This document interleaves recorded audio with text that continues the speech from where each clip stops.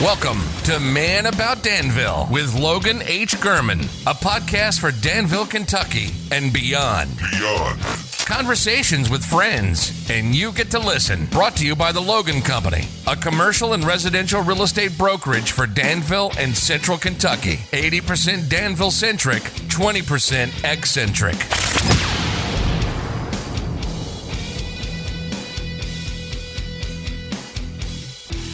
Good morning, Danville, Kentucky. You are listening to Man About Danville. I am, of course, the man about Danville himself, Logan H. Gurman. Thank you for listening to the most influential, fastest-growing podcast for Danville, Boyle County, Central Kentucky, and perhaps the entire state. Thank you very much for joining us wherever you're listening. Danville, Perryville, Junction City, down on the Fork, Harrisburg, Lexington, Louisville, Indy, Portland, Atlanta, Colorado, Nashville, Chattanooga, Memphis, Little Rock, North Carolina, the Florida Panhandle, the Bay Area of California. I certainly appreciate you taking time out of your day to join me. If you enjoy this podcast, I hope you would consider sharing it wherever you listen. There should be a little share button. It looks like a greater than sign with little dots at each vertex. If you would hit that and post it to the social media platform of your choosing, I'd appreciate it. Be sure to tag me, though, so I can see it, and thank you personally. Episode 27 here. It's mid-October. October is probably the best weather of the year. I wish we could get in touch with Governor Andy and have him schedule 2 Octobers every year and one less February. That would be wonderful, but beautiful weather outside. This is essentially my Halloween episode. It's pretty spooky when we get to talking about the Perryville Battlefield Ghost Walk that's coming up. If you like ghost stories, if you like spooky Halloween stuff, this should be right up your alley. Brian Bush is the author of several books, 14 to be exact, and he is the director of the Perryville Battlefield State Park right here in Boyle County. I'm at beautiful Perryville Battlefield early in October. It is an absolutely gorgeous day at the site of the bloodiest battle of the Civil War in the state of Kentucky. Director Bush, thank you for being with me today.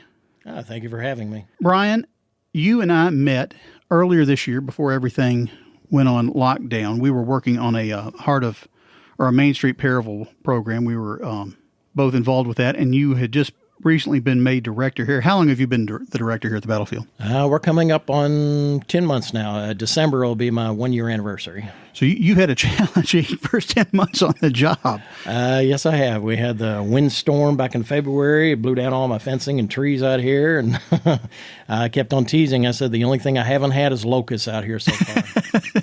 We'll keep our fingers crossed that we don't have that plague, but who knows before the end of the year. How did you get here, and where were you before you got here?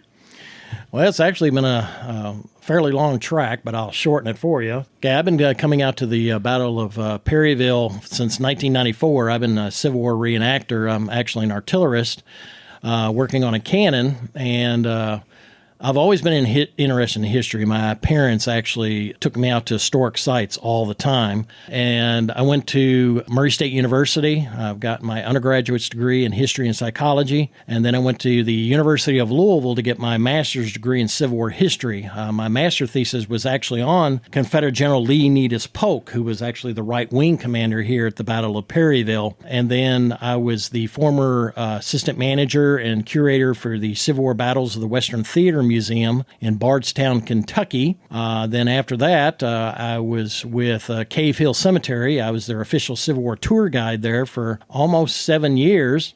And then finally I saw a post on the Kentucky's website saying they were looking for a manager, and I gave it a try, and they decided to hire me on because of my extensive background. I've actually written over 14 books on the Civil War. Also was one of the contributors to the Kentucky Explorer magazine. I had articles in there almost every month, and I also wrote for North-South Trader magazine. We also wrote for Kentucky Civil War magazine. And then I also was in the retail field. I was a manager for almost 19 years. So you're the manager here now.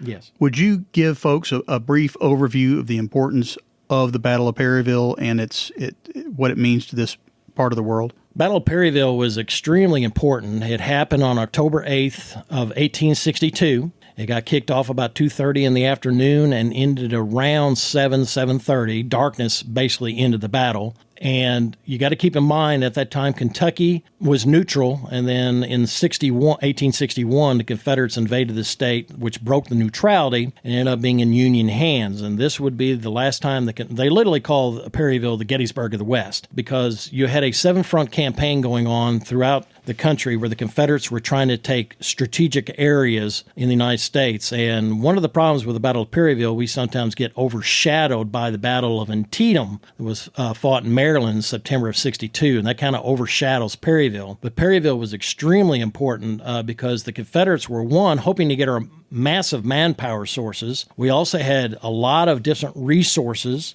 And we also have strategic gateways. One of them was the Ohio River, and then also we had the Louisville-Nashville Railroad, and also in Louisville they had the Portland Canal. Those are extremely important. If the Confederates would have seized the Louisville-Nashville Railroad and would have seized the Portland Canal, there was no way any Yankees would have been able to get any farther down south in the Western Theater unless they had those two major strategic ways. And if the Confederates would have gotten them, they would have had control of the entire state, because you got to keep in mind at that time there was no bridge that connected Indiana into Kentucky. You usually had to take a ferry over. So extremely important, because, like I said, if the Confederates would have seized this area, it would have changed the whole aspect of the war. This is about the time the Battle of Perryville was fought around October 7th or 8th? October 8th of 1862. So this is right around the time of year when the battle would have happened. It was an extraordinarily dry year that year, wasn't it? Yes, Kentucky was actually going through one of its worst droughts ever. We have never had a drought like we did back in 62. And that's partially what brought this battle on. Both of the armies were looking for water sources. And just so happened, we have the Chaplain River that runs through town in Perryville. And we also have Doctor's Creek and a smaller one called Bull Run. And like I said, we do have the Chaplain River. And there was a little bit of water flowing through the Chaplain, not much, and there were some stagnant pools here and there through Doctor's Creek. And there were a couple springs that were running through there, like the Crawford House. There was a spring in back of that. And the main contention was trying to prevent Union General Don Carlos Buell from getting in between Bragg's army and Edmund Kirby Smith's army. Confederate General Edmund Kirby Smith was around the Lexington, Kentucky area with his own army, and Bragg was hoping to link up with Edmund Kirby Smith, and once they got linked up, they were going to take on Don Carlos Buell, Army of the Ohio, but that didn't end up happening. Because of the Battle of Perryville occurring. The Yankees came up and Bragg decided to attack him while he had them. Normally, around this time of year, around the 1st of October, you all have the reenactment of the battlefield. It obviously didn't get to have that this year, but what does that look like in a normal year, and do you think you'll have one next fall? And we'll see what happens with COVID. It all depends on that if we get a cure for it. But, it was canceled this year. Hopefully next year we might have a small reenactment, and we just now got a new parks commissioner, so we're all going to have to rely upon him to see what his decision is going to be, whether we have a reenactment next year, and see if we even have a national in 2022, because 2022 will be the 160th anniversary of the Battle of Perryville. The first time we met, I believe you were dressed as a Union soldier, right down to your hobnail boots, if I recall correctly. Yes, that is correct. What exactly are hobnails, and why do you put them in boots? Well, back then, that's where the cobblers were making the shoes. They were literally wood-soled shoes with a letter attached to it, and they would literally tack the nails to the shoes onto the leather. So you were walking, the heads of the nails were on the bottom of your shoes. Yes. Mm-hmm. Well, they didn't look very comfortable. And no, I'm usually wearing about 2 pairs of Dr. Scholl's underneath them. So do you do historical reinterpretation yourself? Yes, actually, that's one of the new programs I installed here when I became a park manager. Is I have first-person interpretations. We started out the year with me doing Dr. J.J. Polk. Dr. J.J. Polk was the town surgeon here at the Battle of Perryville. He was the physician, and I did a first-person interpretation of him, and then we got shut down for 3 months, so I had to stop that. And then luckily when we did open back up, I did my second interpretation, which was on Brigadier General Daniel F. Griffin of the 38th Indiana Infantry that fought very courageously here at the Battle of Perryville. They had 27 killed in their regiment, along with 132 wounded. With the reenactment not going on, the museum is open, the gift shop is open most days. Mm-hmm. The last time I was down here as a guest at the park was, I think it was President's Day. My son had the day off, and he's a Boy Scout, and we had to go visit a point of historical interest, and we came down and checked out the cannons that are dotted across the battlefield and historical markers. If someone's passing through or nearby and they want to come to the battlefield, what can they expect and what can they find to do here at the battlefield? Luckily, we have a lot of stuff going on right now. The museum is open and gift shop. Keep in mind, because of COVID rules, we can only allow one family in at a time. If you do get access to the museum, there is a 27-minute long video that you can watch on a short and condensed version of the Battle of Perryville. We do also have original artifacts from the battle that are in the museum. Also, we have a special exhibit going on right now. It runs till November. It's an exhibit called Dying During the Civil War and the Battle of Perryville, and how the Battle of Perryville affected what is known as the Good Death. And for those folks that don't know what that is, in the 19th century, before the Civil War, they had a thing called the good death or the ordinary death, which means that when you were dying at a very old age, you were on your deathbed, surrounded by the ones that you love, and you gave them words of wisdom before you passed away. And that was considered the good death. Well, the Civil War, as you know, out here at the Battle of Perryville, we had 1,422 men killed, 2,800 wounded, Union, and 2,400 Confederates were wounded. These guys were in makeshift hospitals. Every single house here in Perryville, Danville, Mackville ended up being field hospitals. And unfortunately, these guys were dying of disease not only days later, but weeks later, even months later. The last patient that left the hospitals in Danville, Kentucky was in April of 1863. So I had a former colleague of mine, a park manager, who estimated about 2,400 men died from the Battle of Perryville from wounds suffered, and they died much later after the battle. But yeah, with all that going on, this exhibit kind of tackles that concept of the good death, because that flew right out the window. I mean, when your relative, maybe from Mississippi or Alabama or from Tennessee, he's not dying on a deathbed, and he's a very young man. For example, the average age of a soldier here at the Battle of Perryville was 26 years old, and death was sometimes instantaneously. Sometimes you couldn't even find the body. They were literally just mangled to pieces out here at Perryville. So how do you deal with the concept of the good death? And that's the exhibit I got going on. I've also had my first-person interpretations. We're pretty much wrapped up for the year on those, but I will start them back up in the spring. I'll be doing a gentleman named John Russell, who had a house out here at Perryville. His house was turned into a field hospital. And then later in the year, I'll be doing Dr. Charles Quintard, who was an Episcopalian minister, later bishop, who was here at the Battle of Perryville. And then also when we get around Christmas, starting the Black Friday, the day after Thanksgiving, we'll have a new exhibit opening up called Christmas During the Civil War. Because almost every single one of your concepts that you think of, like, for example, Christmas cards and Christmas carols, those were started before the Civil War, or actually during the Civil War. And if any parents are listening to this, you might want to cover your little one's ears. Well, probably one of the most important concepts that came out was in 1862, an artist named Thomas Nast had to come up with a Christmas edition newspaper for Harper's Weekly. And he was stumped. He didn't know what to come up with. And finally he pulled together some other concepts, pulled them all together, and came up with what we think of as Santa Claus. And that image of Santa Claus that he came up with would stick with us all the way until almost World War II, when a gentleman put a Coke in Santa's hand, and that pretty much becomes our image of Santa Claus. Before you sat down with me, you yourself were guiding a tour of the battlefield?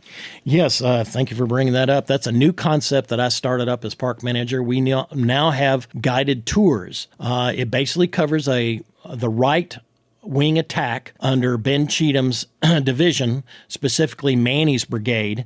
It's about 1.4 miles. We give a guided tour of that. I give it, and then a young gentleman here at Perryville, a 17-year-old gentleman, named Taylor Bishop. He also gives our tours. Now, you got to call ahead to make an appointment for our tours. We usually give them all the time on the weekends, but they are weather permitting, and depending if I'm out of the office, we may not give it that day. So always call ahead to see if we're there. But we do have guided tours. If you don't want a guided tour, that's okay. Come into the museum. We'll give you a sheet showing us where you can take a self-guided tour on the battlefield. And also we have a driving tour that you can take at the battlefield. That covers the extreme Confederate left up at Mr. Henry P. Bottom's house. Mr. Henry P. Bottom's house house is private property, but you can park across the road, and there are interpretive markers there telling you about the battle starting there and how the house became involved in the battle. And then there's markers all along the driving tour where you can read about the progression of the battle. While I'm thinking about it, give us the phone number and the website for the battlefield. You can go to www.perryvillebattlefield.org. We have our own website, or you can go to the Kentucky State Parks website and just type in Perryville Battlefield. And both those sites will list all our events going on and our special exhibits. And our phone number is 859-332-8631. You said you have either written or co-authored 14 books. Yes. I've got one with me here, Haunted Battlefields of the South, which has at least one chapter on Perryville. Yes. Coming up for the month of October, there's no reenactment, but you all are doing ghost walk tours. I'm not going to be available for any ghost walk tours late at night at Perryville Battlefield, but could you tell us what's going on with those tours? And do you have any? I understand some of them already sold out. Yes, the tour for October 10th and October 17th are sold out, but we do have some slots available for October 31st, and what a better day than Halloween itself. Halloween itself. So come on out, and it starts at 7:30 at night. And if you dare, because Perryville's probably about as haunted as Gettysburg. The stories that are in my book, Haunted Battlefields of the South, you are correct, the first chapter just deals with Perryville. And I've collected these stories over the years, and actually some of the stuff I've actually seen myself. And I could actually give you a real quick story for you. I was going to ask you if you could give us a sample of the story. Yeah, no problem, because what we're going to be doing, basically... if you've been out to the Perryville Battlefield, you go pick up your tickets. Make sure if you're going to order them soon for the 31st, because they are going quick. Just through the regular website? Yeah. Well, not through the website. Go call the battlefield. And give us that number again. And that is 859-332-8631. Just call the battlefield to make reservations. You can pay over the phone or send us a check, or you can come to the battlefield itself and pay us in cash.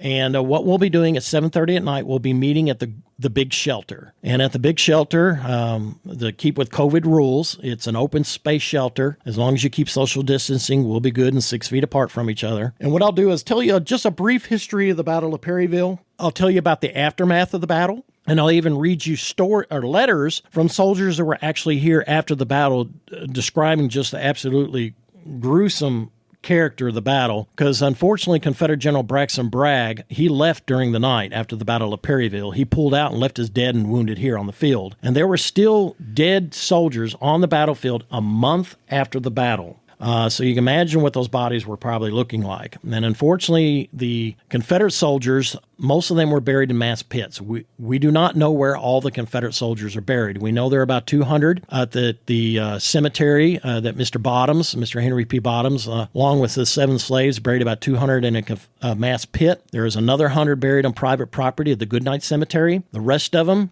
they're just scattered everywhere. We don't know where they all are. Perhaps buried where they lay.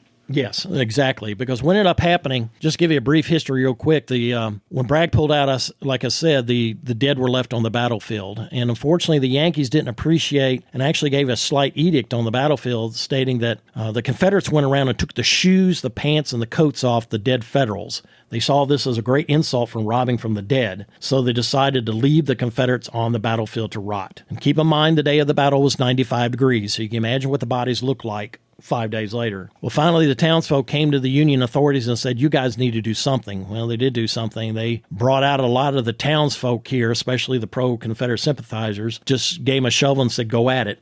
And just imagine how that scarred this community for life when they had to come out here and bury these bloated bodies. The Yankees were originally buried on the battlefield, but in 1866, under government regulations, they were to be buried in national cemeteries. So a gentleman named Colonel Edmund Whitman with a burial party came out here to Perryville and dug up 969 Union bodies and buried them in the Perryville National Cemetery. Don't look for it, folks. It don't exist. Because what ended up happening there was a land dispute. The federal government ended up digging up 969 Union bodies and transporting them to the Camp Nelson National Cemetery in Jasmine County. So these guys, the Confederates, we don't know who they all are, unfortunately, out here. And the Yankees were dug up twice. You can see why this is probably a very haunted battlefield. And what I do, I'll explain that, read the letters, and then I'll tell you stories about the ghosts in town. Then once I tell you about the stories of the ghosts in town. We'll get up, we'll leave the big shelter, and I'll literally walk you out on the battlefield, and then we'll talk about some of the ghost stories that have been seen around the museum and different spots in the battlefield up at the open knob. And to just give you a teaser, I'll tell you about the Union ghost on the open knob. And like I said, if you were paying attention to what I was telling y'all, I've been a Civil War reenactor since 1994, and I was in the artillery. And we like taking our cannons and firing them at night because it's just the sheer firepower of what those guns have. When you see the friction primer shooting out the vent hole with the flame coming out of it, and then the flame shooting out of the front muzzle of the cannon for almost, probably about 3, 4, 5 yards in front of the tube. That brings it home, and we like doing that at night. It'll just illuminate the whole field. Well, we were given permission by the park manager at the time to night fire, and we set up at the bottom of the open knob.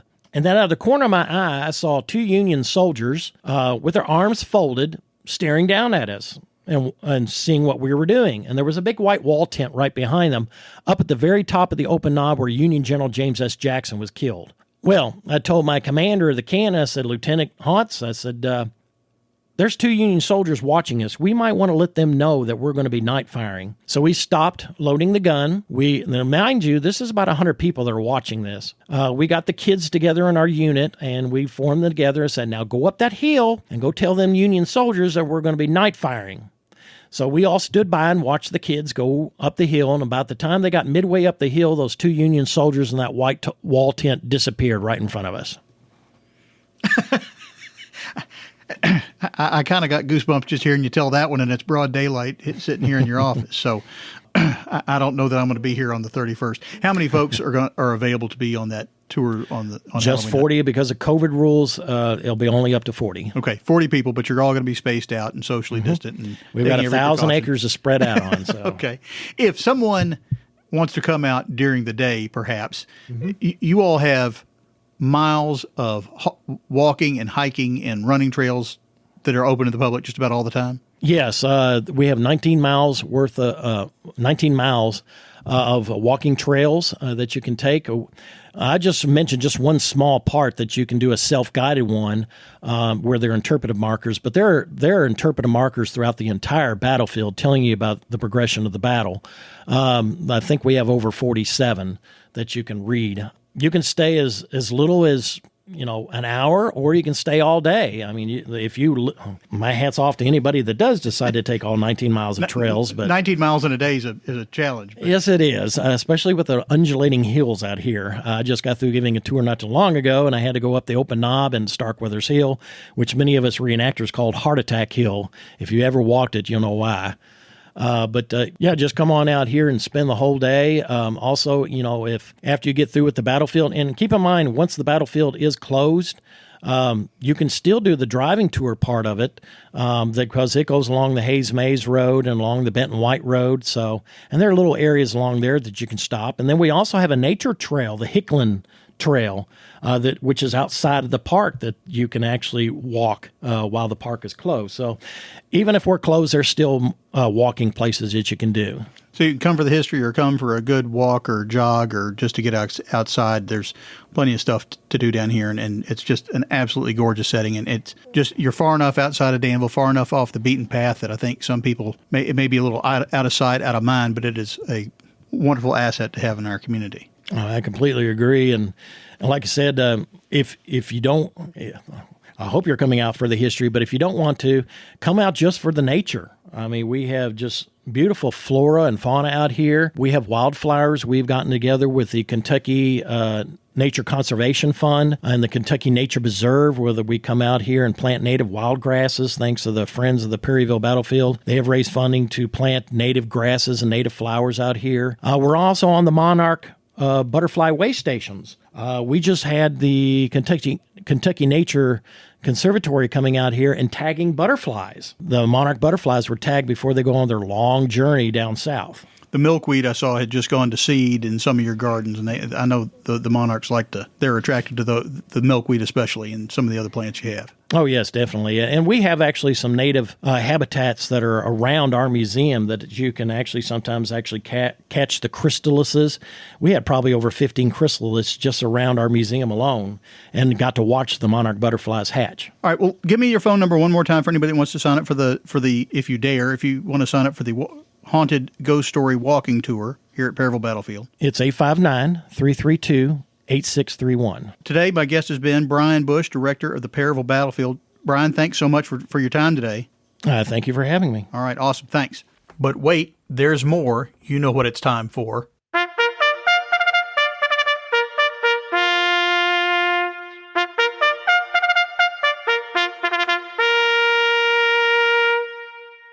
What's up, Danville? What's up, Danville is where I give you the lowdown on what's going on with sports, the arts, and the not-for-profit community in our neighborhood. So this Friday evening, October 16th, the Danville Admirals football team takes on Washington County at Washington County. Boyle County plays Anderson County at home, and that football game will be broadcast via pay-per-view on Team 1 Prep. That's TEAM, the number or the digit 1 prep.com. I'll put a link in the notes so you can watch the game via pay-per-view. Special note, October 17th, Saturday, is the last regular season cross-country meet for teams in the region. That's Boyle County, Danville, Lincoln, Garrett, Mercer County, Bergen, and Danville Christian Academy. Wanted to give a shout-out to my son who will be running and two of my favorite cross-country runners on the girls' team, Nancy and Annabelle. They are loyal listeners. I think they actually practice while listening to Man About Danville. That's been the secret to their success all season. So good luck to all the cross-country teams and runners that are going to be running in the last regular season meet on Saturday.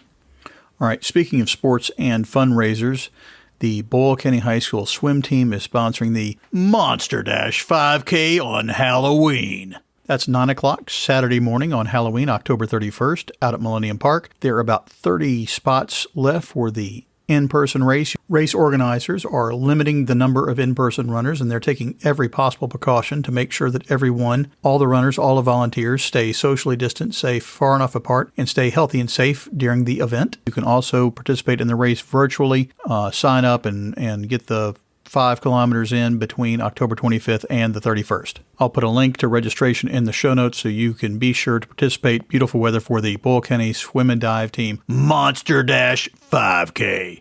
And, of course, call out to Perryville Battlefield to see if there's still spots available for the Perryville Battlefield Ghost Walk on Halloween evening, if you dare. And I dare not. That sounds terrifying. I'll just, y'all go and call in and tell me about it. I can't wait to hear how it turns out. If you have an item that would fit in for What's Up Danville, let me know.